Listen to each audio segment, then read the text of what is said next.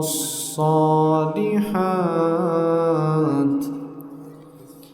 الذي علم القرآن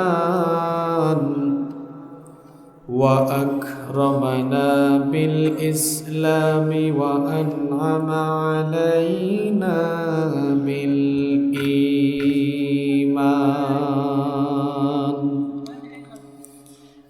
نستغفره ونتوب إليه وأشهد أن لا إله إلا الله وحده لا شريك له وأشهد أن سيدنا وسندنا وحبيبنا وطبيب أرواحنا محمدا عبد الله ورسوله أرسله بالحق بشيرا ونذيرا وداعيا إلى الله بإذنه وسراجا وقمرا منيرا أما بعد فقد قال الله تعالى في كلامه المجيد وفي فرقانه الحميد أعوذ بالله من الشيطان الرجيم بسم الله الرحمن الرحيم إن الله وملائكته يصلون على النبي يا أيها الذين آمنوا صلوا عليه وسلموا تسليما ভেতরের সাউন্ড পরিষ্কার করে দাও, সেটিং জানো না কেন? সবাই মহব্বতের সঙ্গে পড়েন আল্লাহুম্মা সাল্লি আলা মুহাম্মাদ ওয়া আলা আলি মুহাম্মাদ কামা সাল্লাইতা আলা ইব্রাহিম ওয়া আলা আলি ইব্রাহিম ইন্নাকা হামিদুম মাজিদ। দেখো গলা কেমন পরিষ্কার, মাইক এরকম পরিষ্কার হতে হবে। দেখেছো গলার আওয়াজ কেমন, মাইকের আওয়াজ এরকম করো পরিষ্কার। কথা যেমন পরিষ্কার, আওয়াজ হবে এরকম পরিষ্কার। আল্লাহুম্মা বারিক আলা মুহাম্মাদ ওয়া আলা আলি মুহাম্মাদ কামা বারাকতা আলা ইব্রাহিম ওয়া আলা আলি ইব্রাহিম ইন্নাকা হামিদুম মাজিদ। এই ইকো, ডিলে, রিভাইভ সব অ্যাডজাস্ট করো। তো তুমি চিনো না ইয়ে নিয়ে আসছো কেন, মেশিন নিয়ে আসছো কেন? তুমি ডিলে বুঝো, এই ডিলে বুঝো, ডিলে বুঝো, ডিলে বুঝো, তাহলে এগুলো অ্যাডজাস্ট করো না কেন? দেখো না আমার কথা কেমন পরিষ্কার, আওয়াজ হইতে হবে এরকম পরিষ্কার।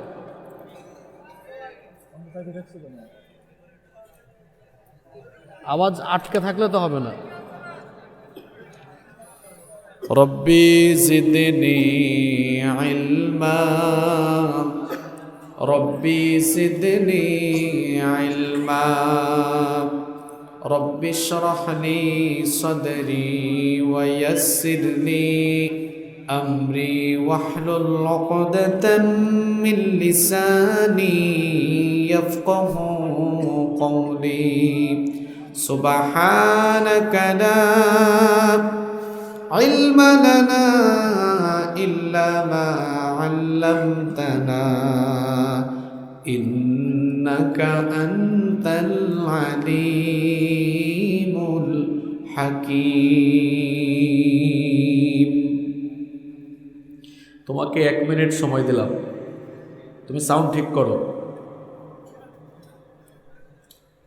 দেখেন আপনারা যারা সামনে আছেন শুনেন, দেখেছেন গলার টিউনটাকে চেঞ্জ করে ফেলে যখন মাইক সামনে, টিউন চেঞ্জ হয়ে যায় কেন?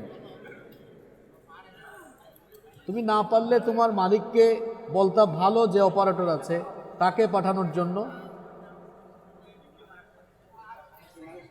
তুমি বুঝো না হাবাগুবার, তুমি আসছো কেন?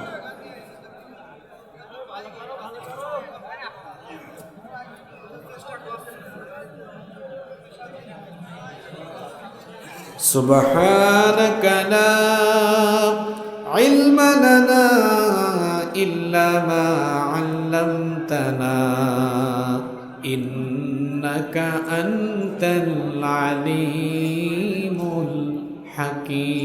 الحكيم صدق الله العظيم এসো না আল্লাহর নামে গান গাই, এসো না মন প্রাণ জোড়াই, এসো না মন প্রাণ জোড়াই। আল্লাহু আকবার বলো, আল্লাহু আকবার, আল্লাহু আকবার বলো, আল্লাহু আকবার। বলতে পারবেন না? আল্লাহু আকবার বলো, আল্লাহু আকবার, আল্লাহু আকবার বলো, আল্লাহু আকবার। এসো না আল্লাহর নামে গান গাই, এসো না মন প্রাণ জোড়াই, এসো না মন প্রাণ জোড়াই।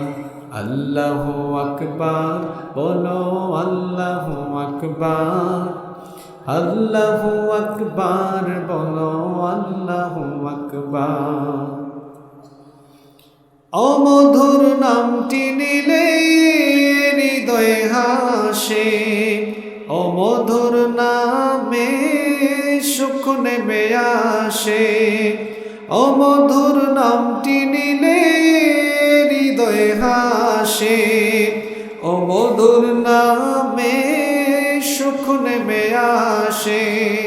ও নামের তুলনা হবে না, হবে না, ও নামের তুলনা হবে না, হবে না, তুলনা নাই, নাই, নাই।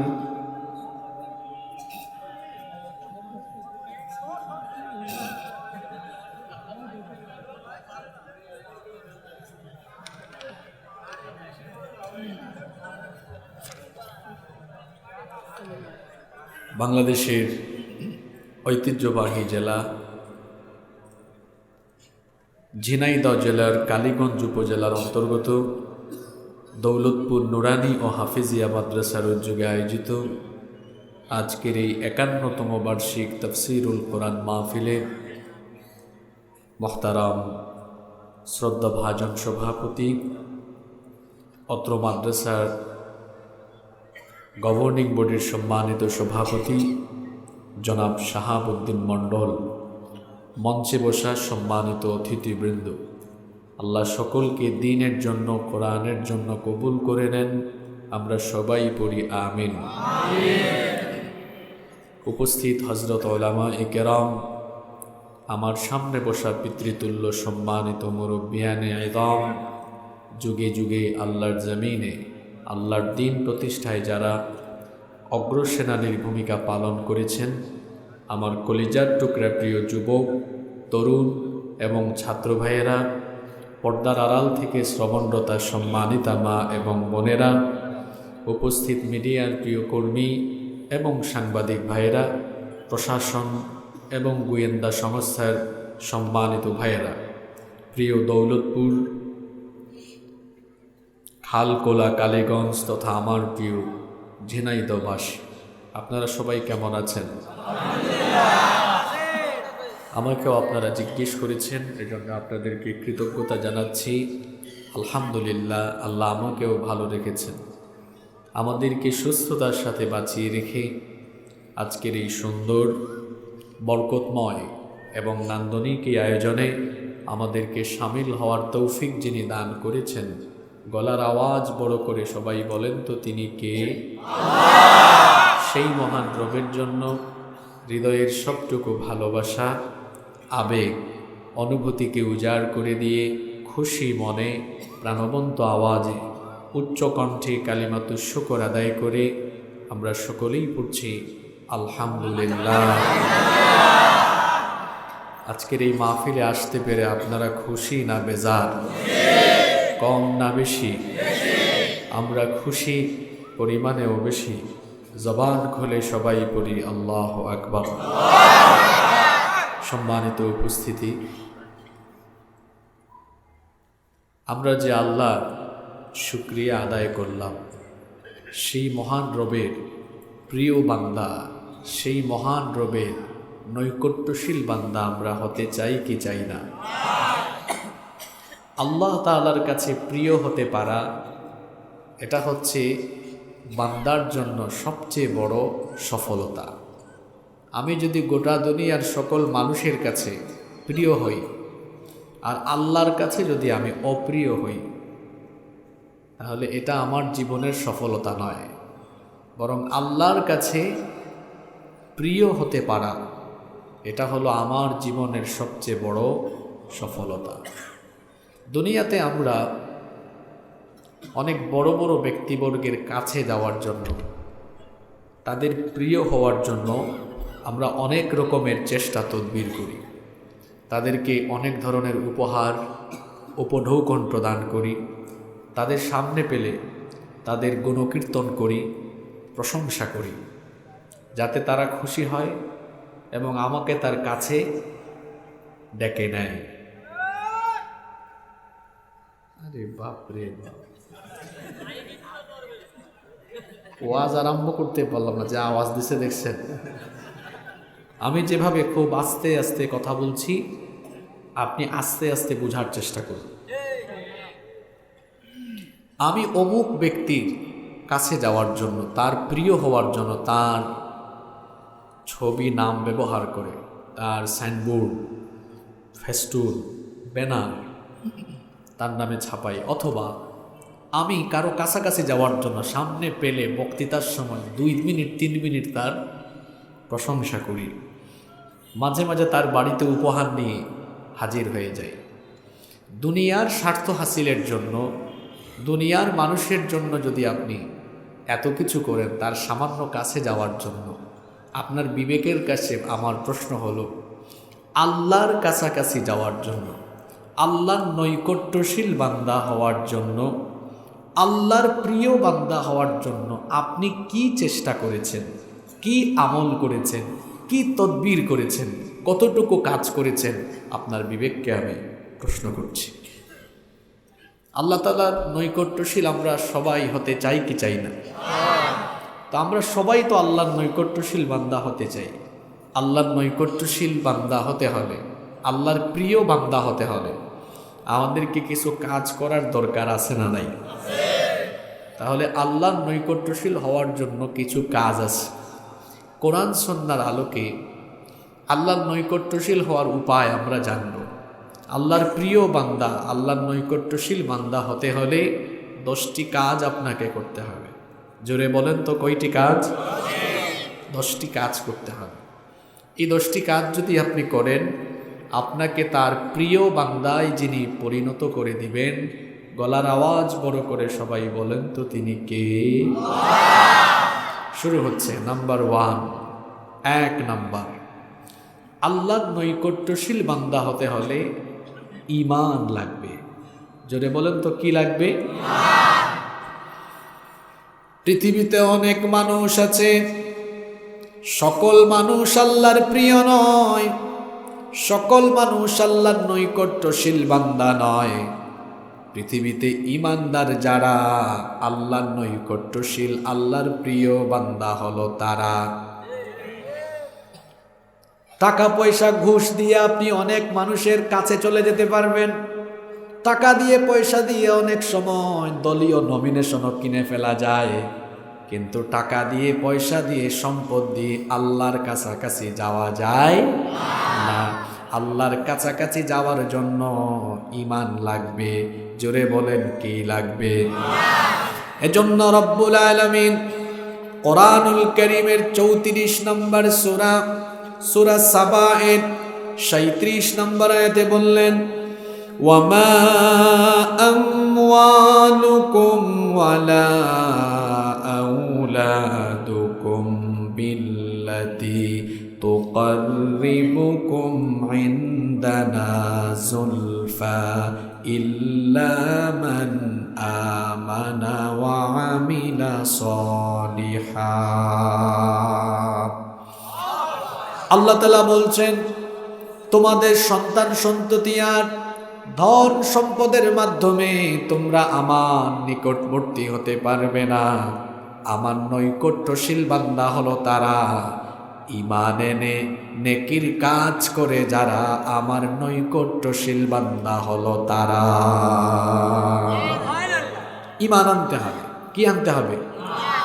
এখন আপনারা বলবেন, হুজুর প্রথম পয়েন্ট আমাদের সবার সাথে কমন পড়েছে, আমরা তো সবাই ঈমানদার। ঈমান তো মৌখিকভাবে দাবি করার কোনো বিষয় নয়। মুখ দিয়ে ঘোষণা করলেই ঈমানদার হওয়া যায় না, বরং ঈমানদার হওয়ার জন্য 3টা জিনিস দরকার। জোরে বলেন, ঈমানদার হওয়ার জন্য কয়টা জিনিস দরকার? 1 নাম্বার, ঈমানের ঘোষণা মুখ দিয়ে দেওয়া। 2 নাম্বার, ঈমানের ঘোষণা দেওয়ার পরে অন্তর দিয়ে সেটা দৃঢ়ভাবে বিশ্বাস করা। 3 নাম্বার হলো যে ঈমানের ঘোষণা দিলেন সেটা বাস্তব জীবনে আল্লাহর আনুগত্যের মাধ্যমে, রসূলের অনুসরণের মাধ্যমে প্রমাণ করে দেওয়া। এখন আমাদের মধ্যে কারা ঈমানদার নিজেরাই আসুন মিলিয়ে নেই। আমি মুখ দিয়ে ঘোষণা দিলাম আল্লাহর উপরে, রসূলের উপর ঈমান এনেছি, কিন্তু আমার প্রাত্যহিক জীবনে 24 ঘন্টার জীবন যাপনে আল্লাহর হুকুম আমি মানি না। আজান হলে নামাজে যাই না। আল্লাহ সুদ হারাম করে দিলেন, আমি সুদের কারবার করি। আল্লাহ ঘুষ হারাম করে দিলেন, আমি ঘুষের কারবার করি। আল্লাহ লুটপাট হারাম করে দিলেন, দুর্নীতি হারাম করে দিলেন, আমি সেটা করলাম। আমি আলগা পয়সা খেলাম অর্থাৎ দুর্নীতি করলাম। আমি জিনা করলাম, বেবিচার করলাম। মুখ দিয়ে বললাম আল্লাহর উপর ঈমান এনেছি, আর আমার প্রতিদিনের জীবনযাপনে আল্লাহর হুকুম আহকাম না মেনে, আল্লাহর অবাধ্য হয়ে মৌখিকভাবে আমি যে ঈমানের ঘোষণা দেই, এটার নাম ঈমান নয়, এটা হলো ঈমানদার নামের খাঁটি টাটকা মুনাফিক। ঈমান কি এত সহজ জিনিস? আপনি মুখ দিয়ে বললেন আর হয়ে গেল।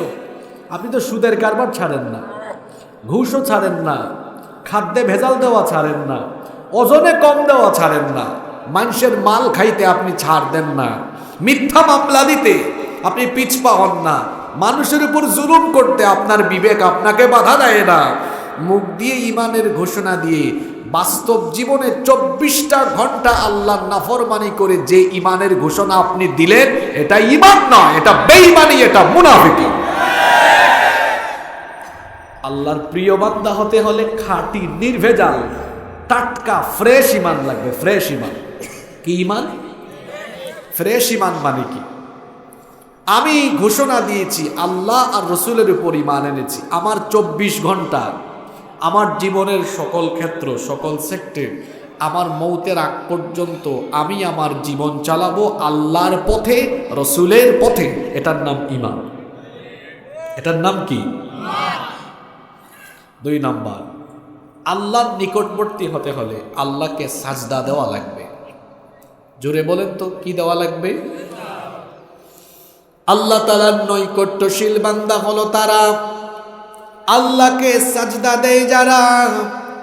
সূরা আল আলাকের শেষের আয়াতে আল্লাহ তাআলা বলছেন, ওয়াসজুদ ওয়াকতারিব, সাজদা দাও আর সাজদা দেওয়ার মাধ্যমে আমার নিকটবর্তী হয়ে যাও। আপনি যেন সাজদা দিতে পারেন, প্রতিদিন যেন সাজদা দিয়ে আপনি আল্লাহর প্রিয় বান্দা থাকতে পারেন। এজন্য প্রত্যেক দিন 5 ওয়াক্ত নামাজ যিনি দিয়েছেন তিনি কে? একটু আগে প্রশ্ন করেছিলাম, আপনারা আল্লাহর নৈকট্যশীল বান্দা হতে চান কি চান না? সবাই এক বাক্যে জবাব দিয়েছেন, হ্যাঁ আমরা আল্লাহর নৈকট্যশীল বান্দা হতে চাই। তো আল্লাহর নৈকট্যশীল বান্দা হতে চান, আজান হলে তো আপনি নামাজে গিয়ে আল্লাহকে সাজদা দেন না, আপনাকে তো নামাজে পাওয়া যায় না। ইবলিস আল্লাহকে কয়টা সাজদা দেয় নাই? জোরে বলেন, পুরুষ মানুষের মতো বলেন, শরীফার মতো নয়, শরীফের মতো বলেন। ইবলিস আল্লাহকে সাজদা দেয় নাই কয়টা? মাত্র একটা। না দেওয়ার কারণে তার পরিণতি কি হয়েছে? আল্লাহ বলেছেন, get out from the paradise, জান্নাত থেকে বের হয়ে যা। ওয়াজ বোঝার চেষ্টা করেন,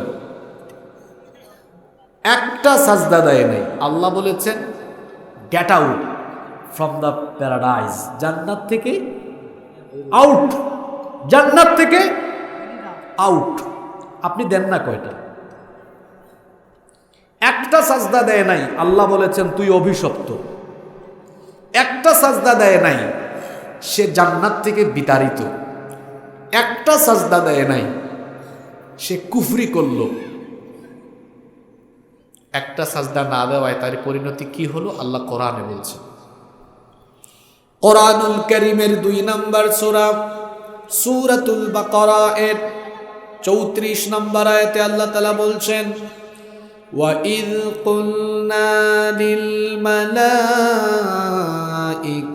اسْجُدُوا لِآدَمَ فَسَجَدُوا إِلَّا إِبْلِيسَ।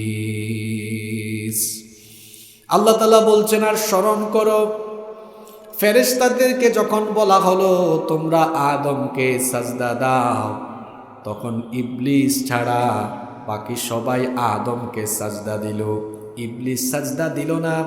যখন সে সাজদা দিল না, তখন তার পরিণতি কি হলো?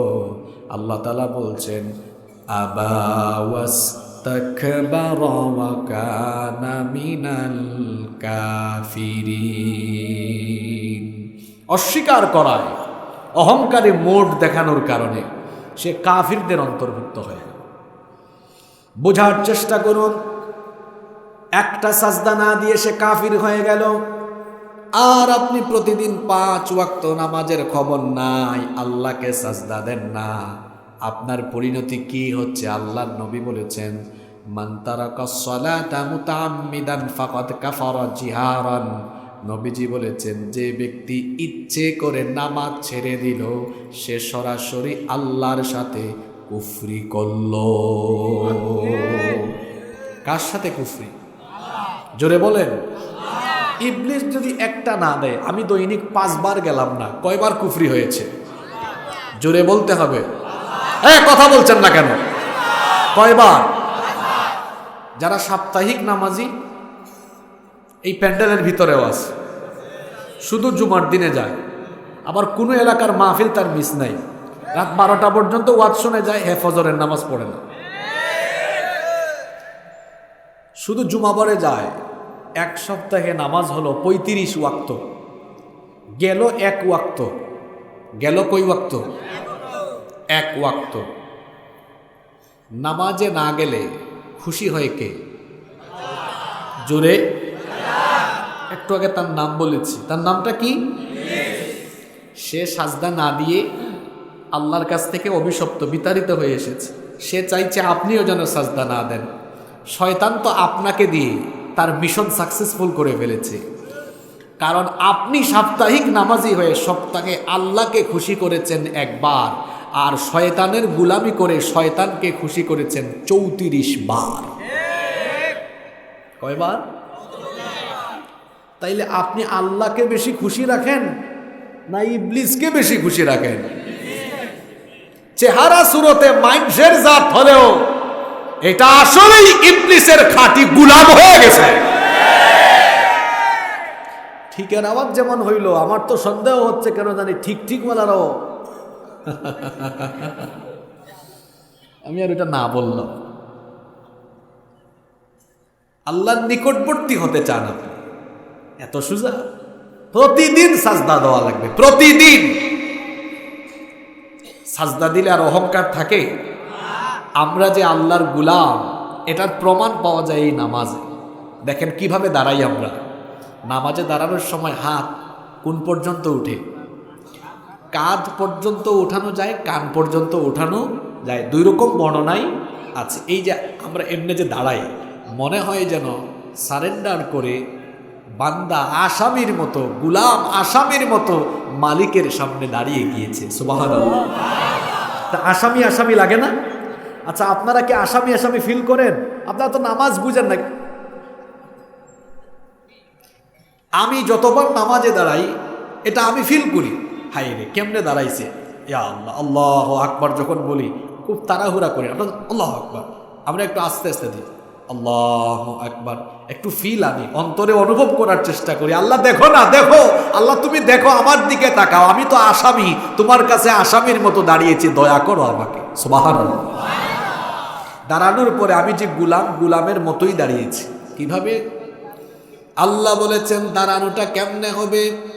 ওয়াকুমু লিল্লাহি কানিতিন, বিনয়ী হয়ে দাঁড়াও, মাথাটা নত করে দিয়ে দাঁড়িয়ে আছে। কিছুক্ষণ পর ইমাম সাহেব বলেছেন আল্লাহু আকবার। রুকুতে যখন গেলাম মাথাটা আরেকটু ঝুঁকে গেছে না? সামি আল্লাহু লিমান হামিদা বলে ইমাম সাহেব দাঁড়ালেন। আবার যখন আল্লাহু আকবার বলে গেলেন, আমার অহংকার আর থাকলোই না। আমার উঁচা মাথা এটা নিচু করে দিয়ে কপাল আর নাক আল্লাহর কুদরতি চরণে লুটিয়ে পড়ে যেন জানিয়ে দিলাম, আল্লাহ দেখো আমি তোমার গোলাম, আর কারো গোলাম নই। সুবহানাল্লাহ। নামাজিরা আল্লাহর খাঁটি গোলাম। যারা 5 ওয়াক্ত নামাজে আল্লাহকে সাজদা দেয় না, এরা আল্লাহ দ্রোহী, এরা আল্লাহর সাথে অহংকার করে, এরা অহংকারী। আপনি বলবেন হুজুর এরা যে অহংকারী, আপনি একটা দলিল দেন তো। দলিল হলো কোরআনের 2 নম্বর সূরা বাকারার 34 নম্বর আয়াত। আল্লাহ বলেছেন ইবলিসকে আল্লাহ বলেছেন সাজদা দিতে, সে সাজদা দেয় নাই। না দেওয়ার কারণে আল্লাহ তাকে বলেছেন সে অহংকারী। ইবলিসের মতো যারা প্রতিদিন আল্লাহকে সাজদা দেয় না, এরা হলো অহংকারী। সিদ্ধান্ত নিয়ে যান এখান থেকে, আপনি কি অহংকারী হতে চান না আল্লাহর গোলাম হতে চান? নামাজ মিস করবে না? মিস তো হয়। আমার জাতীয় কবি বললেন, ঘুমাইয়া কাজা করেছ ফজর, তখনও জাগনি যখন জোহর, হেলায় খেলায় কেটেছে আসর, মাগরিবের ওই শুনিয়া যান, এখনো জামাতে হওরে শামিল, এখনো এসাতে আছে স্থান, বাজিছে দামামা ভাদ্রে আমামা, শির উঁচু করি মুসলমান, দাওয়াত এসেছে নয়া জামানা, ভাঙা কেল্লায় উড়ে নিশান। আমাদের জীবনের বাস্তবতা যেন তার কবিতার লাইনগুলোতে ফুটে উঠেছে। ফজরের সময় ঘুমায়, নামাজে যায় না। এই যে ঘুমিয়ে আছে, নামাজে গেল না, জোহরের নামাজের আগে জানাজা হওয়ার সম্ভাবনা আছে না নাই? কেমন করে ঘুমাও তুমি, কেমন করে ঘুমাও তুমি, ফজর করে কাজা, এমন তো হতে পারে জোহরে জানাজা। হতে পারে কি পারে না? তো কেমনে ঘুমাইলেন? এশার নামাজ কাজা করে কেমনে রাতে ঘুমান? এই ঘুম জীবনের শেষ ঘুম হতে পারে। চোখ বন্ধ করেছেন বিছানায়, খুলে দেখবেন বিছানায় নাই, কবরে। হতে পারে কি পারে না? যুবকরা তো অপেক্ষা করছে চুল দাড়ি সাদা হোক, এরপরে যাব নামাজ আদায় করব। আপনি বুড়া হবেন, এর কি কোনো নিশ্চয়তা আছে? কত যুবক তো যৌবনকালে দুনিয়া থেকে চলে গিয়েছে, বুড়া হওয়ার কোনো চান্স? পৃথিবীতে আসার সিরিয়াল আছে, কিন্তু যাওয়ার কোনো সিরিয়াল নাই। মাঝে মাঝে তো সমাজে এমন করুণ চিত্র দেখা যায়, বাবা নিজে ছেলের লাশ কবরে নামিয়েছে, কিংবা দাদা বা নানা তার নাতি নাতনির লাশ কবরে নামিয়েছে। আছে না নাই? সুতরাং বুড়া হওয়ার অপেক্ষা আপনি করবেন না। আল্লাহর নিকটবর্তী হতে হলে আল্লাহকে কি দিতে হবে? জোরে বলেন। আল্লাহর নবী বলেছেন, মুসলিম শরীফের হাদিস, আকরাবু মা ইয়াকুনুল আবদু মির রাব্বিহি ওয়া হুয়া সাজিদুন। বান্দা যখন আল্লাহকে সাজদা দেয়, সাজদায় যখন লুটিয়ে পড়ে, তখন সে একেবারে তার রবের কাছাকাছি চলে যায়, একেবারে কাছাকাছি চলে যায়। তো কাছাকাছি যাওয়ার পরে আপনি আল্লাহর কাছে গেলেন, একটা সুযোগ আছে এখন আল্লাহর কাছে চাওয়ার। আচ্ছা বলেন তো, প্রধানমন্ত্রী যদি আপনাদের এলাকায় আসেন, আপনি কি প্রধানমন্ত্রীর সাথে চাইলেই সাক্ষাৎ করতে পারবেন? আপনার এলাকায় আসছেন, কাছাকাছি পাইছেন, এই সুযোগ আর মিস করবেন না। তখন বলবেন আমাদের রাস্তাঘাট এটা সেটা, এটা লাগবে, এই লাগবে, মানে আপনি তখন চাইতেই থাকবেন। ঠিক আছে কিনা? চাওয়াটাগুলো বলতে থাকবেন। আপনি গুরুত্বপূর্ণ একজন ব্যক্তিকে পাইলে চাওয়া আরম্ভ করেন। আল্লাহর চেয়ে বড় কেউ আছে? নবীজি বলেছেন, সাজদায় যখন তুমি গিয়েছো তখন তো আল্লাহর কাছাকাছি চলে গিয়েছো, এই চান্স আর মিস করো না। ফাআকতিরু ফীহি দুআ, নামাজের ভেতরে সাজদার মধ্যে বেশি বেশি দোয়া করো, কারণ সাজদার মধ্যে দোয়া কবুল হয়ে যায়। আল্লাহর নবী যখন সাজদায় যেতেন, এই সময় তিনি দোয়া করতেন। আপনারা তো শুধু পড়েন সুবহান রাব্বিয়াল আলা, কিন্তু নবীজি সাজদার তাসবিহগুলো জপার পাশাপাশি আরো অনেক দোয়া করতেন। যেমন আবু হুরায়রা রাদিয়াল্লাহু আনহু থেকে হাদিস বর্ণিত হয়েছে, তিনি বলেছেন আল্লাহর রাসূল যখন নামাজে সাজদায় যেতেন, তিনি তখন দোয়া করতেন, আল্লাহুম্মা গফিরলি যামবি কুল্লাহু দিক্কাহু ওয়া জিল্লাহু ওয়া আউওয়ালাহু ওয়া আখিরাহু ওয়া আলানিয়াতাহু ওয়া সিররাহু। কি সুন্দর দোয়া! এই দোয়াটা কে পারেন দেখি হাত তোলেন। বড় দুঃখের ব্যাপার, একজন ভাইও পারেন না। গুগল শরীফে সার্চ করবেন, সার্চ করে এই দোয়াটা মুখস্থ করবেন। নবীজি সাজদায় এই দোয়াটা পড়তেন, আল্লাহুম্মা গফিরলি যামবি কুল্লাহু, হে আল্লাহ আমার সব গুনাহ তুমি মাফ করে দাও, দিক্কাহু ওয়া জিল্লাহু, কম হোক বা বেশি হোক, ওয়া আউয়ালুহু ওয়া আখিরাহু, প্রথম থেকে শেষ পর্যন্ত, আলানিয়াতাহু ওয়া সিররাহু, গোপন প্রকাশ্য যাবতীয় সব গুনাহ তুমি মাফ করে দাও। গুনাহ মাফের সুযোগ হচ্ছে এই সাজদার জায়গা। দোয়া করেন আল্লাহর কাছে, মাফ করে দিবেন কে? আল্লাহ তো তখন খুশি, আপনি লুটিয়ে পড়লেন সাজদায়, আল্লাহ খুশি হয়ে যান। আপনি যা চাইবেন আল্লাহ সেই চাওয়া তখন আপনার পূরণ করে দেবেন। সুবহানাল্লাহ। আল্লাহর নৈকট্যশীল, আল্লাহর প্রিয় হওয়ার কয়টা আমল বলছি আমরা? কয়টা বলছি? 1 নম্বরে কি? জোরে বলেন। 2 নম্বরে সাজদা। 3 নম্বর, ফরজ ইবাদতের পরেই নফলের প্রতি যত্নবান হতে হবে, তখন আল্লাহর কাছাকাছি যাওয়া যাবে। একটা উদাহরণ দেই তাহলে বুঝবেন। আপনি কোনো কোম্পানিতে চাকরি করেন, আপনার যে 4-5 ঘন্টা 6 ঘন্টা ডিউটি আছে, সেই ডিউটি আপনি পালন করেন। পাশাপাশি কোম্পানির প্রতি আপনার একটা আন্তরিকতা আছে, আপনি অতিরিক্ত কিছু সময় দেন, আপনার প্রতিষ্ঠান নিয়ে আপনি ভাবেন, চিন্তা করেন, আন্তরিকভাবে কাজ করেন। অন্যান্য স্টাফের মতো আপনি নন। কোম্পানির চেয়ারম্যান বা এমডি এটা জানতে পারলে অন্যান্য কর্মচারীর প্রতি তার দৃষ্টি যেমন, আপনার প্রতি কি আর তেমন দৃষ্টি থাকবে? বলবে আমার এই কর্মচারী তো খুব ভালো, প্রতিষ্ঠানের প্রতি তার মায়া মহব্বত আছে, এই জন্য আপনার প্রতিও তার মায়া মহব্বত তখন বাড়বে।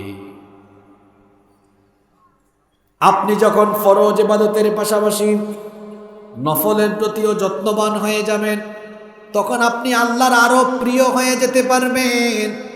হাদিসে কুদসিতে এসেছে, আল্লাহ তাআলা বলেছেন, মা ইয়াতাকাররাবু ইলাইয়া আবদি বিশাইইন আহাব্বা ইলাইয়া মিম্মা আফতারাতু আলাইহি।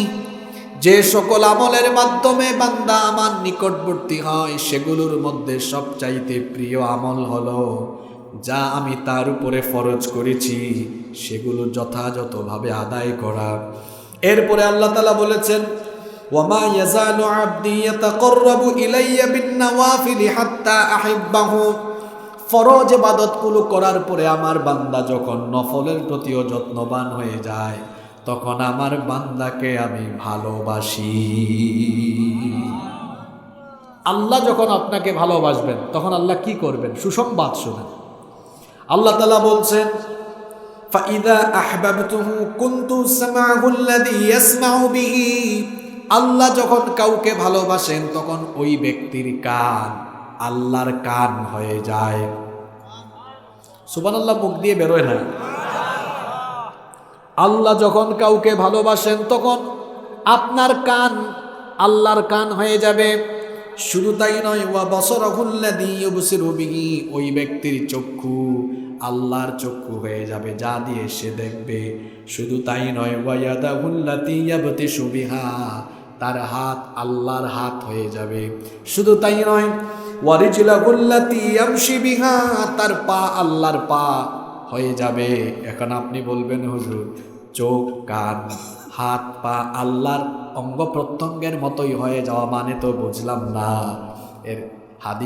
এই হাদিসের ব্যাখ্যায় মুহাদ্দিসগণ বলেছেন, এর মানে হলো এই অঙ্গ প্রত্যঙ্গগুলো আল্লাহর ইচ্ছায় পরিচালিত হবে, কারণ আল্লাহ তো তাকে ভালোবাসেন।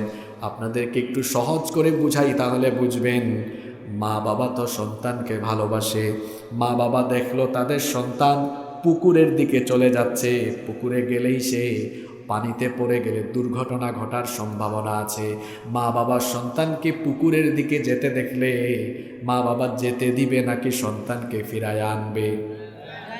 জুড়ে বলেন। মা বাবা যেমন সন্তানকে ভালোবেসে দুর্ঘটনার কবল থেকে সন্তানকে ফিরায় আনে, আল্লাহ যখন কোনো বান্দাকে ভালোবাসেন, তখন তার চক্ষুকে হারাম জিনিস দেখা থেকে, কান হারাম জিনিস শোনা থেকে, হাত ক্ষতিকর জিনিসের দিকে আগানোর আগে, পাও ক্ষতিকর জিনিসের দিকে যাওয়ার আগে আল্লাহ তার ওই ভালোবাসার বান্দাকে দয়া করে মহব্বত করে গুনাহ থেকে ফিরায়া আনে। কথাগুলো কি মাথার ভিতরে যায় না উপর দিয়ে চলে যায়? বুঝতেছেন আপনারা? আল্লাহ যখন আপনাকে ভালোবাসবেন, আপনার চক্ষু বাজে জিনিসের দিকে চলে যাচ্ছে, মোবাইল হাতে নিয়েছেন, যে কোনো বাজে জিনিসের দিকে যাচ্ছে, আল্লাহ দয়া করে মায়া করে ফিরাই আনবেন, তুমি আমার প্রিয় বান্দা, তুমি ওদিকে যেতে পারো না। সুবহানাল্লাহ।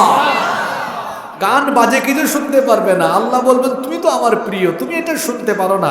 আল্লাহ যে কোনো কায়দায় আপনাকে হেফাজত করবেন। সুবহানাল্লাহ। আপনার হাত পা অঙ্গ প্রত্যঙ্গগুলোকে আল্লাহ হেফাজত করবেন গুনাহ থেকে।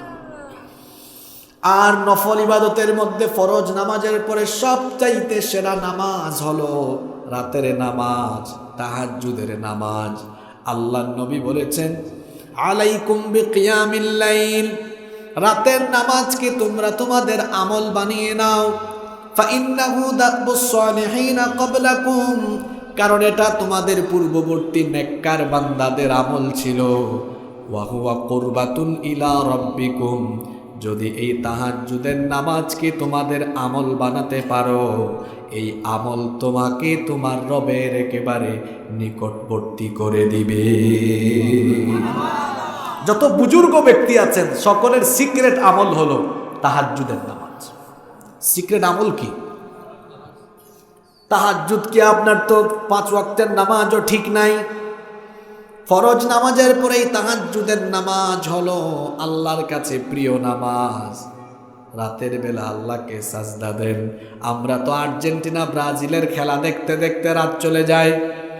রিয়াল মাদ্রিদ বার্সেলোনার খেলা দেখতে দেখতে রাত যায়, মুভি দেখতে দেখতে, নাটক দেখতে দেখতে, ওয়েব সিরিজ থ্রিলার দেখতে দেখতে রাত কেটে যায়। কিন্তু আল্লাহর প্রিয় বান্দাদের রাত রং তামাশা করে কাটে না। আল্লাহর প্রিয় বান্দাদের রাত খেলাধুলায় কাটে না। তাহলে আল্লাহর প্রিয় বান্দাদের রাত কেমনে কাটে? সূরা ফুরকানে আল্লাহ বলেছেন, ওয়া ইবাদুর রাহমানিল্লাযীনা ইয়ামশুনা আলাল আরদি হাওনা ওয়া ইযা খাতাবাহুমুল জাহিলুনা ক্বালু সালামা ওয়াল্লাযীনা ইয়াবিতুনা লিরাব্বিহিম সুজদান ওয়া কিয়ামা। রহমানের বান্দা তো হলো তারা রাতের বেলা তাহাজ্জুদের নামাজে দাঁড়িয়ে রুকু আর সাজদার মাধ্যমে রাত কাটায় যারা, আল্লাহর প্রিয় বান্দা হলো তারা। এদের আমল হলো তাতাজাফা জুনুবুহুম আনিল মাদাজি', রাতের শেষ অংশে বিছানা থেকে তাদের পিঠ আলাদা হয়ে যায়। কানু কলিলাম মিনাল লাইলি মা ইয়াহজাউন, রাতের বেলা এরা খুব কম সময় ঘুমায়। ওয়া বিল আসহারি হুম ইস্তাগফিরুন, ইস্তেগফার করে করে তারা রাত কাটায়। আর আপনার রাত কাটে গার্লফ্রেন্ডের সাথে কথা বলতে বলতে, আপনার রাত কাটে মুভি দেখতে দেখতে, আপনার রাত কাটে থ্রিলার ওয়েব সিরিজ দেখতে দেখতে। আর আল্লাহর প্রিয় বান্দার রাত কাটে সকাল হয়ে যায় আল্লাহকে সাজদা দিতে দিতে। সুবহানাল্লাহ। আর আল্লাহর ইবাদতে মজা আছে তো, যারা আল্লাহর ইবাদতে রাত কাটায় এদের চেহারার মধ্যে নূর থাকে। আর যারা শয়তানি করে রাত কাটায় এদের চেহারার মধ্যে শয়তানি ভাব থাকে, চেহারার লাবণ্য সৌন্দর্য হারিয়ে যায়। ওই যে আগের হাদিসটা বললাম, দুনিয়ার সকল বুজুর্গ ব্যক্তিদের, নেককার ব্যক্তিদের সিক্রেট আমল হলো তাহাজ্জুদের নামাজ। বড় বড় বুজুর্গ ব্যক্তিগণ রাতের বেলা 2 ঘন্টা 3 ঘন্টা ঘুমিয়েছেন, কিন্তু চেহারার দিকে তাকালে মনেই হয় না এরা এত কম ঘুমায়। কারণ তাহাজ্জুদের নামাজের কারণে এদের চেহারার মধ্যে যিনি নূর ঢেলে দিয়েছেন, জুড়ে বলেন তিনি কে? যারা মুভি দেখতে দেখতে রাত কাটায় এদের চেহারা শয়তানের মতো হয়, গালে বিচি হয়, গাল ভেঙে যায়, চেহারাটা দিন দিন বিশ্রী হয়ে যায়। আর যারা হারামে লিপ্ত থাকে চেহারার মধ্যে কিন্তু হারামের চিহ্ন ফুটে ওঠে। দেখবেন ইমাম সাহেবের বেতন 10-12 হাজার টাকা, কিন্তু আমার ভাইয়ের চেহারা সুরত সুন্দর, কালো হলেও চেহারায় আলো মায়া আছে। কিন্তু দেখবেন অনেক কি এসি গাড়িতে চলাফেরা করে, এসি বাড়িতে থাকে, টাকা পয়সার অভাব নাই, এত টাকা পয়সা, ভালো ভালো খাবার দাবার খায়, তাও চেহারার দিকে তাকাইলে দেখবেন কেমন জানি সুরের মতো লাগে। লাগবেই তো, খায় তো মানুষের মাল, বুঝেন নাই? আলগা পয়সা খায়, দুর্নীতি করে, লুটপাট করে, এই জন্য হারামের চিহ্ন তার চেহারায় ফুটে ওঠে। তাহাজ্জুদের নামাজ এটা হলো আল্লাহর কাছে সবচাইতে প্রিয় নামাজ। ফরজ নামাজের পরে এটা বড় দামি নামাজ। আল্লাহর প্রিয় বান্দা যদি হতে চান তাহলে রাতের বেলা আল্লাহকে সাজদা দেন। আল্লাহ তাআলা আপনাকে তার প্রিয় বান্দা বানিয়ে নিবেন। আল্লাহ এই গুণে আমাদেরকে গুণান্বিত করে দাও। আরো আসতে বলেন আমিন। সব দিকে ঠেকলাম, আজকে মাইকেও ঠেকলাম, আপনাদেরকে নিয়েও ঠেকলাম। এই দেখেন, মাইক ছাড়া যখন কথা বলি আমার নিজেরই ভালো লাগে, স্মুথ আওয়াজ। মাইকের কাজ হলো আওয়াজকে বড় করে দেওয়া। এখানে আমি যদি মাইকের সামনে বড় করে চিল্লানো লাগে তো মাইক দেওয়ার কোনো প্রয়োজন আছে? তো তার মাইক আমার ভয়েসকে চেঞ্জ করে দেয় পুরাটা। তুমি এখানে আসছো কেন? উঁচু করে দিলে কি হবে? মাইক তো আমার সামনে আছে, আমি কি একদম মাইকের ভেতরে ঢুকবো? জায়গায় যাও।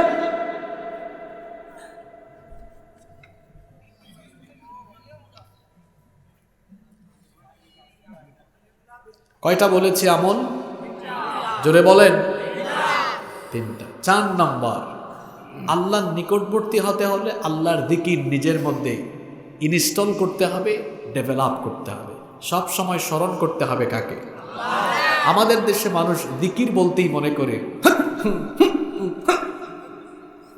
বসেন বসেন, দাঁড়ান দাঁড়ান, লাফান লাফান, এগুলা জিকির? জিকির মানে হলো নিজের অন্তঃকরণে সব সময় আল্লাহর স্মরণ জাগ্রত রাখা, যে কেউ আমাকে না দেখলেও, কেউ আমার ব্যাপারে না জানলেও, যিনি আমার সব দেখেন, সব জানেন, তিনি কে? আল্লাহকে স্মরণ করেন, সব পাপ থেকে আপনি বাঁচতে পারবে। মোবাইল ফোন হাতে নিয়েছেন, আশেপাশে কেউ নাই, আপনি এখন বাজে কোনো কিছু দেখলে কেউ দেখার সুযোগও নাই, কেউ জানার সুযোগও নাই, কিন্তু কেউ যদি সেটা নাও দেখে, নাও জানে, যিনি আপনার সব কিছু দেখছেন তিনি কে? এই আল্লাহর জিকির যার মধ্যে আছে, সে কি কখনো বাজে কাজ করতে পারে? কখনোই না। এজন্য আল্লাহ বলেছেন, বান্দা তুমি সব সময় আমাকে স্মরণ করো, তুমি যদি আমাকে স্মরণ করো আমিও তোমাকে স্মরণ করব। ফাযকুরুনি আযকুরকুম ওয়াশকুরুলি ওয়ালা তাকফুরুন। তুমি আমার জিকির করো, আমি তোমার জিকির করব। সুবহানাল্লাহ পড়বেন না? হাদিসে কুদসিতে এসেছে, আল্লাহ তাআলা বলেছেন, আমার বান্দা যখন আমার জিকির করে, আমি কিভাবে তার জিকির করি? ইন যাকারানি ফি নাফসিহি যাকারতুহু ফি নাফসি। আমার বান্দা যখন মনে মনে আমার জিকির করে, আমিও মনে মনে আমার বান্দার জিকির করি। ওয়া ইন যাকারানি ফি মালাইন যাকারতুহু ফি মালাইন হুম খায়রুম মিনহুম।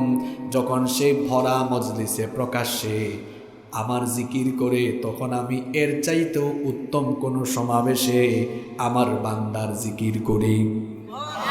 আল্লাহ তাআলা আরো বলেছেন, ওয়া ইন তাকাররাবা মিন্নি শিবরান তাকাররাবতু ইলাইহি দিরান। আমার বান্দা যখন আমার দিকে 1 বিঘত এগিয়ে আসে, আমি আমার বান্দার দিকে তখন 1 হাত এগিয়ে যাই। ওয়া ইন তাকাররাবা ইলাইয়া দিরান তাকাররাবতু মিনহু বা'an। আমার বান্দা যখন আমার দিকে 1 হাত এগিয়ে আসে, আমি আমার বান্দার দিকে তখন 2 হাত এগিয়ে আসি। ওয়া ইন আতানি ইয়ামশি আতাতহু হারওয়ালাতান। আমার বান্দা যখন আমার দিকে হেঁটে হেঁটে আসে, আমার বান্দার দিকে আমি তখন দৌড়ে দৌড়ে আসি। আল্লাহর জিকিরের ফজিলত আছে না নাই? আল্লাহর জিকির কি? 24টা ঘন্টা অন্তরে এটা রাখা। আমি একজনের সিসি ক্যামেরার আওতাধীন, একজনের সিসি ক্যামেরার আওতাধীন। তিনি কে? আল্লাহর জিকিরটা নিজের মধ্যে ডেভেলপ করতে পারবেন, আপনাকে আল্লাহ তার প্রিয় বান্দা বানিয়ে নেবেন। সুবহানাল্লাহ। নাম্বার 5 নাম্বার, আল্লাহর নৈকট্যশীল বান্দায় পরিণত হতে হলে বেশি বেশি আল্লাহর কাছে দোয়া করবেন, আল্লাহর কাছে চাইবেন। দোয়ার মাধ্যমে বান্দা আল্লাহর কাছাকাছি চলে যায়। যে ব্যক্তি আল্লাহর কাছে চায়, আল্লাহ তার ডাকে সাড়া দেন, আল্লাহ তার নিকটবর্তী হয়ে যান। এজন্য আল্লাহ কোরআনে কারিমে বলেছেন, ওয়া ইযা সাআলাকা ইবাদি আন্নি ফাইন্নী করিব উজিবু দাওয়াতাদ দাঈ ইযা দাআন ফালইস্তাজিবু লি ওয়ালইউমিনু বি লাআল্লাহুম ইয়ারশুদুন। আল্লাহ তাআলা বলছেন, ও নবী, আমার বান্দারা যখন আপনাকে আমার ব্যাপারে জিজ্ঞেস করবে, আপনি বলে দিন, ফাইন্নী করিব, আমি আমার বান্দার নিকটে আছি। উজিবু দাওয়াতাদ দাঈ ইযা দাআন, বান্দা যখন আমাকে ডাকে আমি তার ডাকে সাথে সাথে জবাব দেই। আহ্বানকারী যখন আমাকে ডাকে তার ডাকে আমি সাড়া দেই। এজন্য আল্লাহর নবী বলেছেন, সাল্লাল্লাহু মিন ফাদলি, তোমরা আল্লাহর অনুগ্রহ তালাশ করো, আল্লাহর কাছে চাও।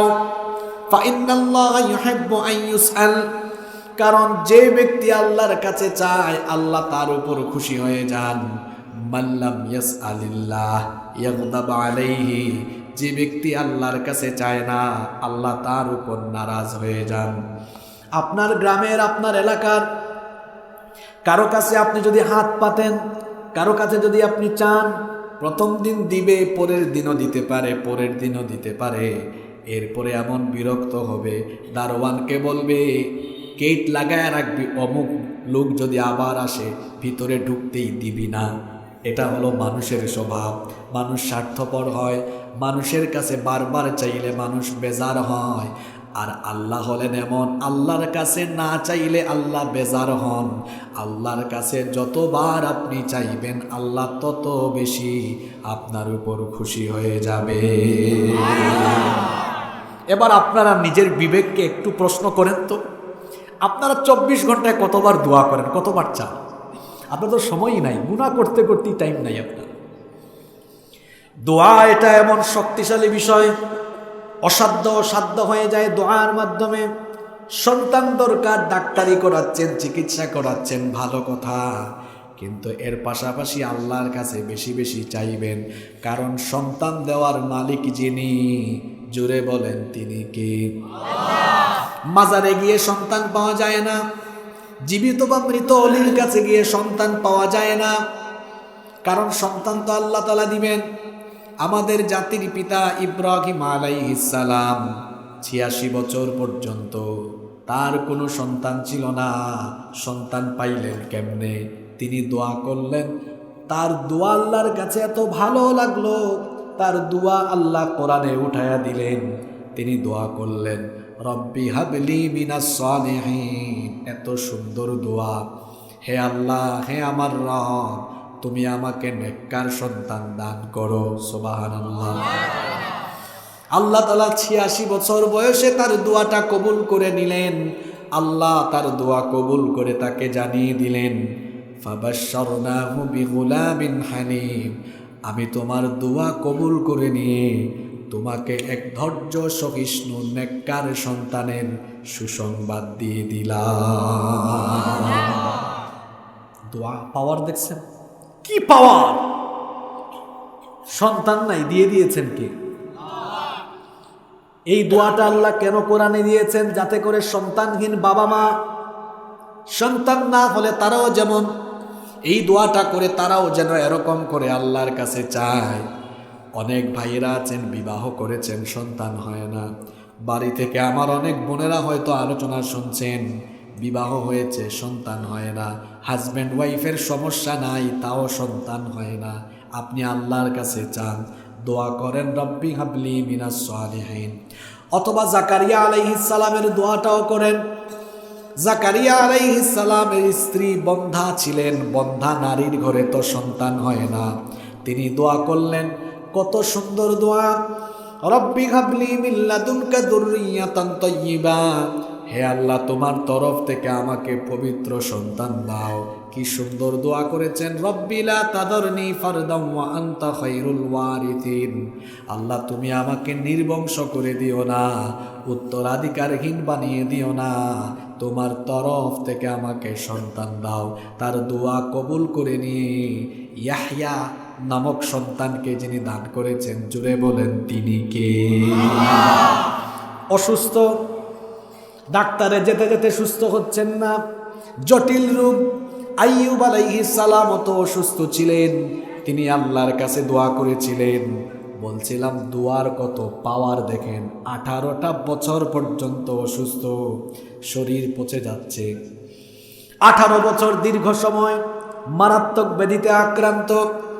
মারাত্মক এই ব্যাধিতে আক্রান্ত হয়ে শরীর পচতে পচতে যখন জিহ্বায় পচন ধরা আরম্ভ হয়ে গেল, তিনি তখন আল্লাহর কাছে দোয়া করলেন, ওয়া আইয়ুবা ইয নাদা রাব্বাহু আন্নী মাসসানিয়াদ দুররু ওয়া আনতা আরহামুর রাহিমিন।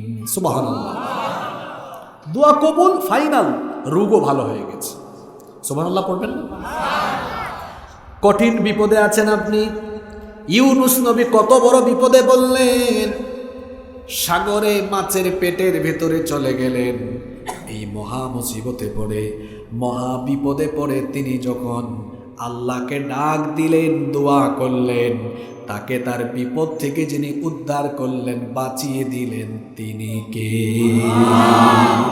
দোয়ার পাওয়ার আছে না নাই? সারাক্ষণ চান, 24টা ঘন্টা চান, হাঁটতে বসতে, উঠতে বসতে, চলতে ফিরতে সারাক্ষণ চান। আল্লাহ বেজার হবেন?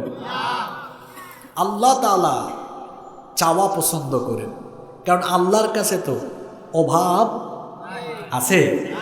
আমাদের সবারই অভাব আছে, প্রত্যেকটা মানুষের অভাব আছে। যে যত বড় কোটিপতি তার অভাব তত বেশি। কথা বুঝছেন? যার টাকা পয়সা যত বেশি তার অভাব আরো তত বেশি। মানুষের চাহিদার কোনো শেষ।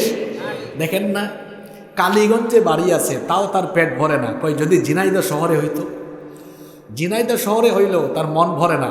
কয় খুলনায় যদি হইতো, খুলনায় হয়েছে মন ভরে না। কয় ঢাকায় যদি হইতো, ঢাকায় হয়েছে। কয় যদি এখন বেগমপাড়া বিদেশে বানাতে পারত। চাহিদার কোনো শেষ।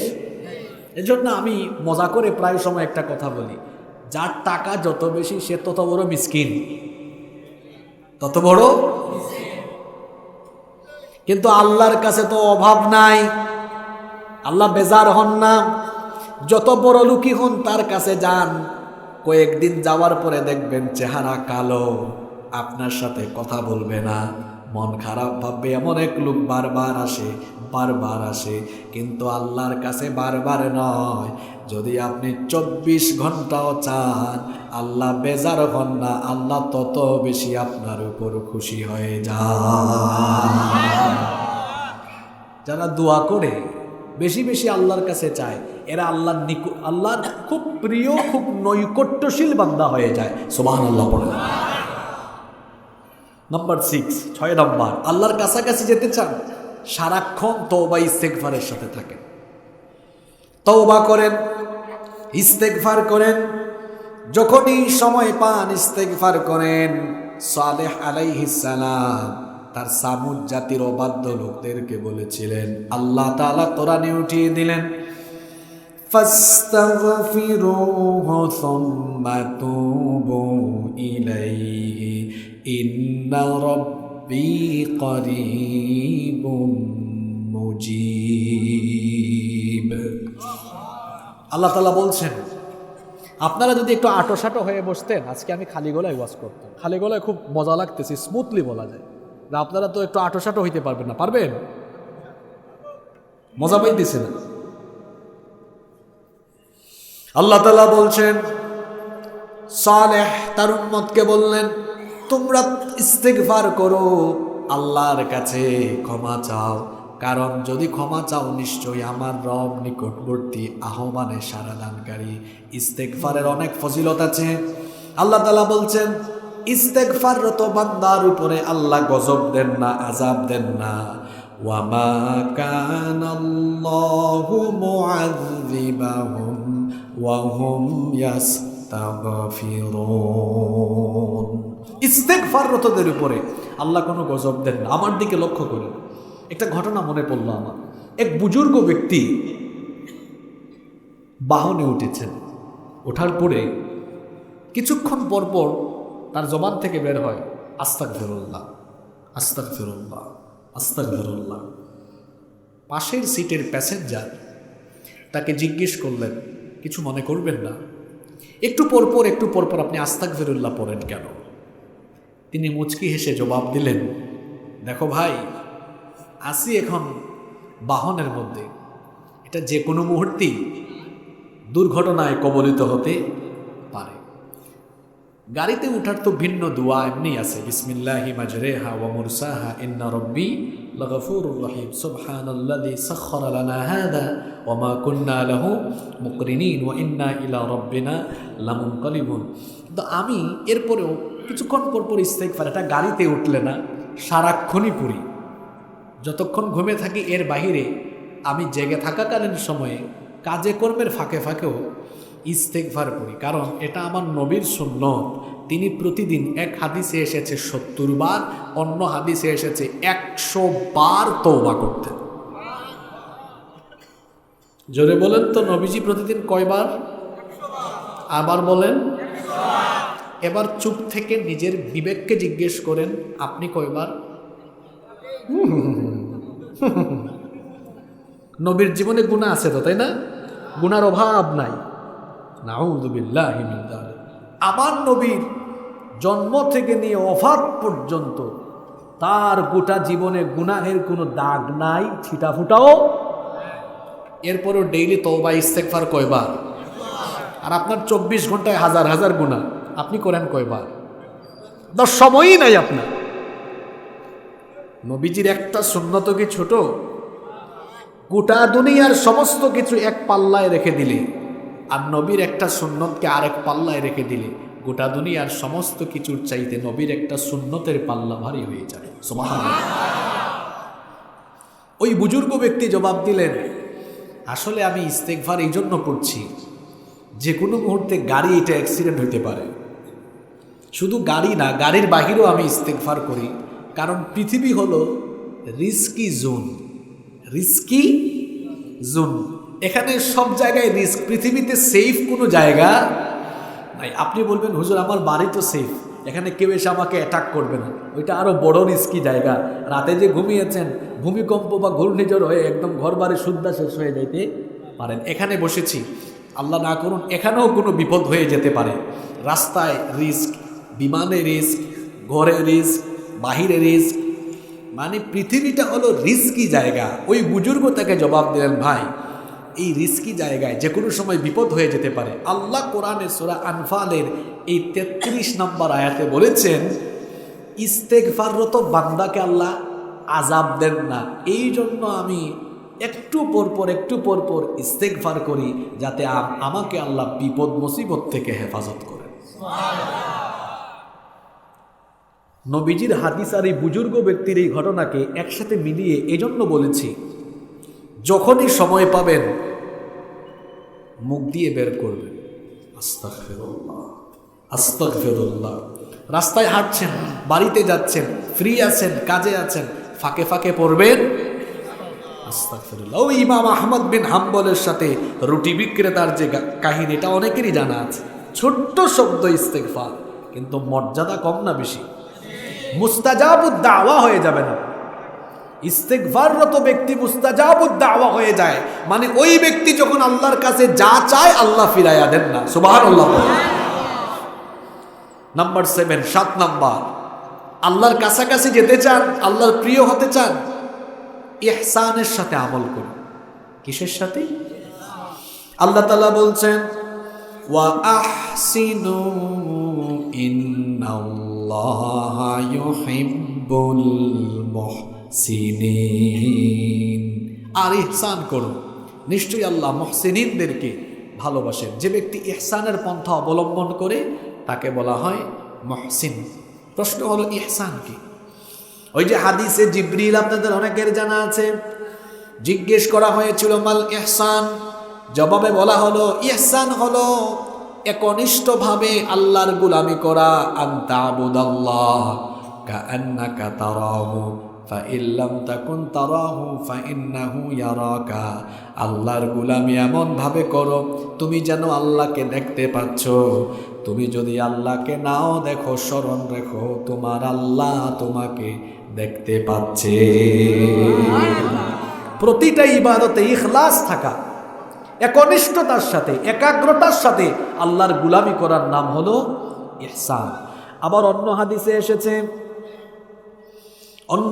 এসেছে আল্লাহর নবী বলেছেন, ইন্নাল্লাহা ইউহিব্বু ইযা আমিলা আহাদুকুম আমালান আইয়ুতকিনাহু।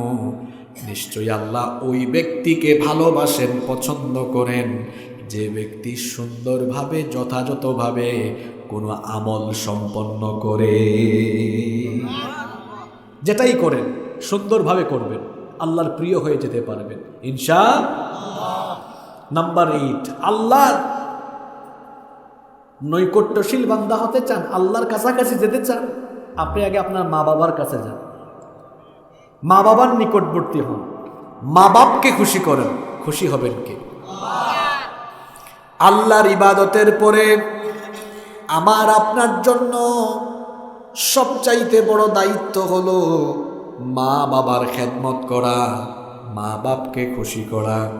মা বাবা হলো সন্তানের জন্য সবচেয়ে বড় নেয়ামত। আল্লাহর নবী বলেছেন, হুমা জান্নাতুকা আও হুমা নারুকা। মা বাবা হলো তোমার জন্য জান্নাত, অথবা এই মা বাবা হলো তোমার জন্য জাহান্নামে যাওয়ার কারণ। মা বাপকে যদি খুশি করতে পারো তাহলে খুশি হয়ে যাবেন কে? মা বাপ যদিও খুশি হয়, মা বাপকে যদি আপনি বেজার করেন, বেয়াদবি করেন, আপনার উপর নারাজ হয়ে যাবেন কে? খবরদার আমার যুবক ভাইয়েরা, যাদের মা বাবা আছে, মা বাবার সাথে কখনো বেয়াদবি করবেন না, মা বাবাকে কষ্ট দিবেন না, আঘাত দিবেন না। মা বাবা বড় সেনসিটিভ জায়গা। মা বাবাকে যদি আঘাত দিয়ে ফেলেন, জান্নাত আপনার জন্য হারাম হয়ে যাবে। আপনার নামাজ, রোজা, হজ, যাকাত সমস্ত আমল বরবাদ হয়ে যাবে মা বাপ যদি কষ্ট পেয়ে যায়। দুনিয়াতে যারা সফল হয়েছেন প্রত্যেকেই মা বাপের খেদমত করে, মা বাবার দোয়া নিয়ে সফল হয়েছেন। লাগবে কি মা বাবের? এই যে এখন শীতের দিন বাজার থেকে যাচ্ছেন, যাওয়ার সময় কমলা কিনে নিয়ে যান। শীত তো শেষ হয়ে গেল, কিন্তু বাজারে এখনো কমলা পাওয়া যায়, কমলা নিয়ে যান। আপনার বাবার রুমে মায়ের রুমে ঢুকে কমলাটা ছিলে দিয়ে, আপনার বাবা মা যেভাবে ছোটবেলা আপনাকে মুখে তুলে আদর করে খাইয়ে দিয়েছে, আপনিও ঠিক তেমনি বাবা মাকে মুখে তুলে আদর করে খাইয়ে দেন। মা বাপ যদি খুশি হয়ে একটা মুচকি হাসি দেয়, আল্লাহর আরশ আপনার উপর খুশি হয়ে যাবে। আপনি যখন ছোটবেলা অসুস্থ ছিলেন, আপনার মা বাবা জেগে থাকতেন, রাত জেগে জেগে আপনার সেবা করেছেন। এখন আপনার বাবা বুড়া মানুষ, আপনার মা বুড়ি মানুষ, বয়স্ক হয়ে গিয়েছেন। বাবার রুমে যান, মায়ের রুমে যান, গিয়ে বলেন, আব্বু আম্মু আমি তোমার মাথাটা মাসাজ করে দেই, মাথাটা টিপে দেই, আমি তোমার মাথায় হাত বুলিয়ে দিই, তুমি ঘুমায়া যাও। মা বাপকে ঘুম পাড়ায় দেন, হাত পা ব্যথা করে একটু হাত পা টিপে দেন, মা বাপকে আদর করে ঘুম পাড়ায় দেন। যদি তারা সন্তুষ্ট হয়ে ঘুমায়, মা বাপ যদি খুশি হয়ে যান, আল্লাহর আরশ আপনার উপর খুশি হয়ে যাবে। যুবক ভাইরা শোনো, যাদের মা বাবা আছে খবরদার, গলা উঁচা করে চোখ রাঙিয়ে বেয়াদবের মতো মা বাবার সাথে কথা বলবে। তোমার দুনিয়া ধ্বংস হয়ে যাবে, আখিরাত শেষ। তোমার জান্নাতের গন্ধও পাবা না তুমি, যদি তোমার মা বাপকে তুমি আঘাত করো, জান্নাতের গন্ধও পাবা না। মা বাবার খেদমত করতে হবে। আল্লাহর নিকটবর্তী হতে হলে, আল্লাহর প্রিয় হতে হলে মা বাপের কাছে প্রিয় হন। আপনার মা বাবা যেন বলে, আমার প্রিয় সন্তান, আমার প্রিয় ছেলে, আমার প্রিয় মেয়ে, যাতে আপনার উপর খুশি থাকে। খুশি হয়ে যাবেন কি? 9 নাম্বার, মা বাবাকে খুশি করলেন। এবার আপনার পাড়া প্রতিবেশী, আত্মীয় স্বজন, আপনার জিওয়ার যারা প্রতিবেশী যারা, তাদের দিকে আপনি দৃষ্টিপাত করেন। তাদের দুঃখে সুখে, তাদের আপদে বিপদে তাদের পাশে দাঁড়ান, তাদের নিকটবর্তী হন। আল্লাহর নবী সাহাবীদেরকে বললেন, আলা উখবিরুকুম বিমা ইয়াহরুমু আলান নার আও বিমান তাহরুমু আলাইহিন নার। ও আমার সাহাবীরা, আমি কি তোমাদেরকে ওই ব্যক্তির কথা বলবো না যার উপরে আল্লাহ জাহান্নামের আগুন হারাম করে দিয়েছেন? সাহাবীরা বললেন, নবী গো, সেই কোন ব্যক্তি যার উপরে আল্লাহ জাহান্নামের আগুন হারাম করে দিয়েছেন? আল্লাহর নবী তখন বললেন, তাহরুমু আলা কুল্লি করিবিন হাইয়িনিন লাইয়িনিন সাহলিন। ওই ব্যক্তি, যে ব্যক্তি নম্র, ভদ্র এবং মানুষের আপদে বিপদে, সুখে দুঃখে মানুষের নিকটে থাকে, ওই ব্যক্তি আল্লাহ তাআলার নিকটবর্তী হয়ে যায়। এই আমল আমাদের অনেকের ভিতরে নেই। আমি পেট ভরে খাচ্ছি, আমার পাড়া প্রতিবেশী অভুক্ত, খবরও নেই। আমার পাড়া প্রতিবেশী অসুস্থ, টাকা থাকলে না হয় সহযোগিতা করলেন, না থাকলে অন্তত পাশে গিয়ে একটু মাথায় হাত বলে দেখেও তো আসতে পারে। এগুলো আমার মধ্যে নাই। কেমনে আপনি আল্লাহর প্রিয় হবেন বলেন? আল্লাহর প্রিয় বান্দা হতে চান, আপনার প্রতিবেশীর কাছে, আত্মীয় স্বজনের কাছে প্রিয় হয়ে যান। আপনাকেও আল্লাহর প্রিয় করে নেবেন কে? 10 এবং সর্বশেষ হলো আল্লাহর প্রিয় হতে হলে তাকওয়া নিজের মধ্যে ডেভেলপ করতে হবে। কি যদি বলেন, এটা হলো এমন এক গুণ, এই গুণ যিনি অর্জন করতে পারেন ফেরেশতার চাইতেও তার সম্মান মর্যাদা আল্লাহর কাছে বেড়ে যায়। সুবহানাল্লাহ। আর এটা যার ভিতরে নাই ও শয়তানের চাইতেও আরো খারাপ হয়ে যায়। তাকওয়াবানদেরকে আল্লাহ ভালোবাসেন, এজন্য আল্লাহ কোরআনে বলেছেন ইন্নাল্লাহা ইউহিব্বুল মুত্তাকিন, নিশ্চয়ই আল্লাহ মুত্তাকিদেরকে ভালোবাসে।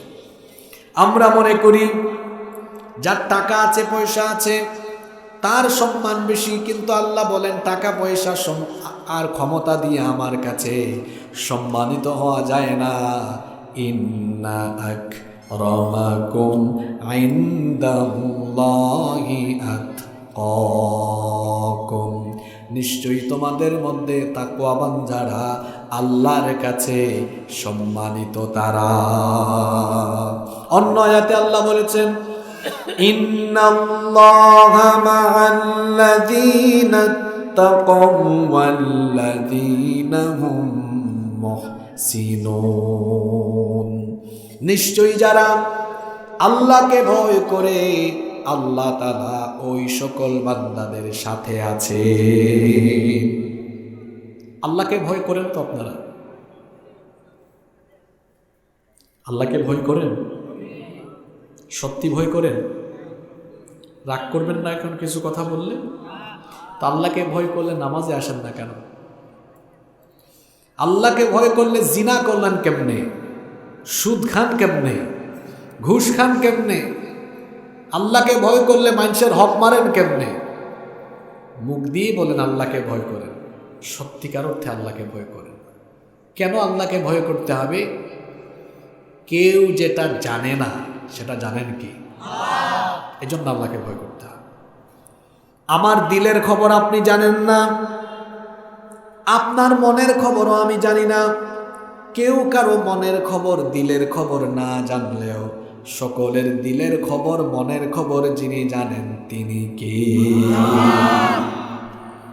এজন্য গোপন হোক প্রকাশ্য হোক আল্লাহ তাআলাকে ভয় করতে হবে। আল্লাহকে যে ব্যক্তি ভয় করে সে ব্যক্তি আল্লাহ প্রিয় বান্দা হয়ে যায়। আল্লাহর প্রিয় হওয়ার জন্য, আল্লাহর নৈকট্যশীল হওয়ার জন্য মোট কয়টা আমলের কথা বলেছে? এই 10টা আমলের কথা কে বলতে পারবেন? কার মনে আছে? হায় হায় হায়, শ্রোতাদের মনোযোগ তো কম ছিল বাজে। 1 নম্বর কি বলেছিলাম? জোরে বলেন ঈমান। 2 নম্বরে সাজদা। 2 নম্বর 3 নম্বর ফরজের পাশাপাশি সেখানে একটা নামাজের কথা বেশি বলেছি, সেই নামাজ কি? 4 নম্বর কার জিকির? মাশাআল্লাহ আল্লাহর জিকির। 5 নম্বর মাশাআল্লাহ বেশি বেশি দোয়া করা। 6 নম্বর তওবা এবং সারাদিন যখন সময় পান সকালবেলা একটু পর পর বলেন। মনে করেন সকালে হইল 20 বার, দুপুরে আরো 30 বার, বিকেলে আরো 40 বার, রাতে হইল আরো 30-40 বার, মানে মোটামুটি মিলাইয়া 100 বার যেন ক্রস করে। পারবেন না? নবীর সুন্নত আদায় হয়ে যাবে ইনশাআল্লাহ। 7 নম্বর কি বলেছি? ইহসান। ইহসান। 8 নম্বর মা বাবার খেদমত করতে হবে। 9 নম্বর আত্মীয় স্বজন পাড়া প্রতিবেশীর খোঁজখবর রাখতে হবে। 10 নম্বর বলেছি কিসের নীতি? তাকওয়ার নীতি। এই 10টা কাজ যদি আমরা করি তাহলে শয়তানি, বদমাইশি, গুনাহ, পাপ স্পর্শ করবে না আমাকে, আর আমি আল্লাহর প্রিয় বান্দা হয়ে যেতে পারব ইনশাআল্লাহ। এই 10টি গুণে গুণান্বিত হওয়ার তৌফিক যেন আল্লাহ আমাদের সকলকে দান করেন। আমরা সবাই পড়ি আমিন। মাহফিল কমিটির কোনো কথা যদি থাকে শুনবো, না থাকলে আমরা মোনাজাতে চলে যাব।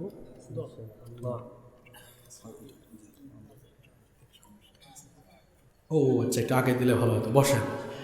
এই মাদ্রাসাকে আমরা ভালোবাসি, সবাই ভালোবাসি না? কারা কারা ভালোবাসেন একটু হাত তুলেন তো।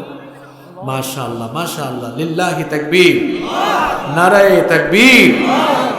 আমার স্বেচ্ছাসেবক ভাইরা ডানে বামে থেকে ঢুকতেছে। আমরা এই ভালোবাসার বহিঃপ্রকাশ ঘটাবো। সবাই একটু হাতগুলো নামান, নামাইয়া পকেটে ঢোকান। মানুষের পকেটে ঢুকায়েন না, নিজের পকেটে ঢোকান। আর এই দিনই প্রতিষ্ঠানের স্বার্থে আমরা সবাই একটু সাদকায় সামিল হবো ইনশাআল্লাহ। কেউ উঠবেন না, আমরা এখনই মোনাজাত করব, কেউ উঠবেন না, সবাই একটু সামিল হন। ওই স্বেচ্ছাসেবক ভাইরা জানতো একটু